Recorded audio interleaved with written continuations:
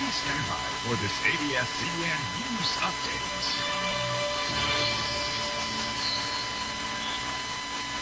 Magandang umaga mula sa ABS-CBN News Center. Ako si Cindy Webb. Maglalagay na ng hotline ng Armed Forces of the Philippines para pagsumbungan ng mga hinihinga ng pera ng New People's Army.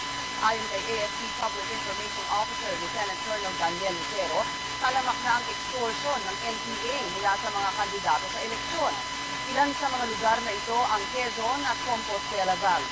Ayon kay Lucero, humihingi ng 500,000 hanggang 1 milyong piso ang NPA mula sa mga kandidato sa pagka-senador at mas mababang halaga naman sa mga lokal na opisyal.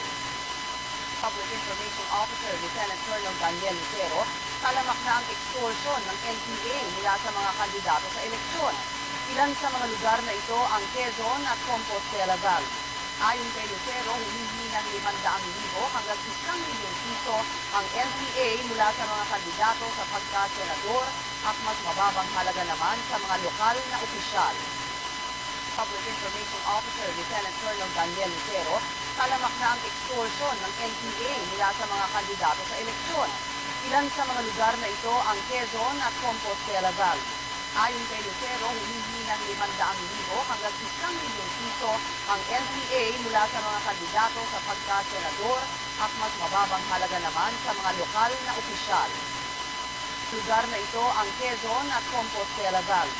Ayon kay Lucero, humihingi ng 500,000 hanggang 1 milyong piso ang NPA mula sa mga kandidato sa pagka-senador at mas mababang halaga naman sa mga lokal na opisyal. Samantala, narito ang mga balitang dapat abangan sa TV Patrol.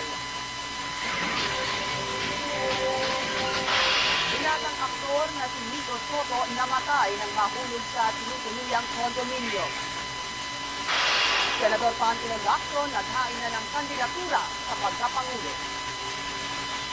Abangan ang iba pang mainit na balita dito lamang po sa ABS-CBN. Ako si Cindy Webb. Magandang